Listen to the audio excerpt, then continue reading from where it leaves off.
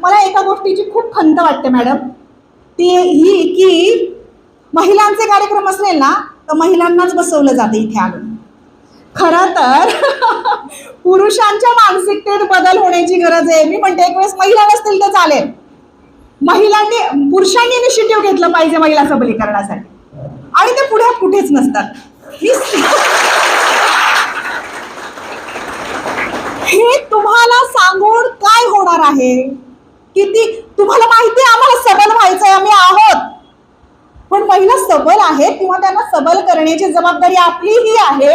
ही समाज म्हणून पुरुषांना याची जाणीव होणं गरजेचं आहे.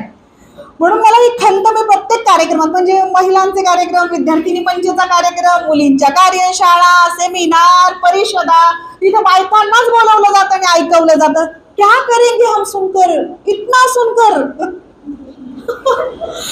तो थोड़ा तो उन्हें सुनने दो. महिला सबलीकरण म्हणजे काय? तर महिला सबलीकरण म्हणजे महिलांना समाजाच्या विकासासाठी आणि समान संधीसाठी सक्षम करणं. यात महिलांना शिक्षण, आरोग्य, आर्थिक आणि राजकीय क्षेत्रांमध्ये समान संधी मिळवून देणं, तसेच त्यांच्या हक्काबद्दल जागरूकता निर्माण करणं आणि महिलांविरुद्ध होणारा अन्याय आणि भेदभाव थांबवणं इत्यादी गोष्टींचा समावेश होतो. बरं, आता ह्या गोष्टी म्हणजे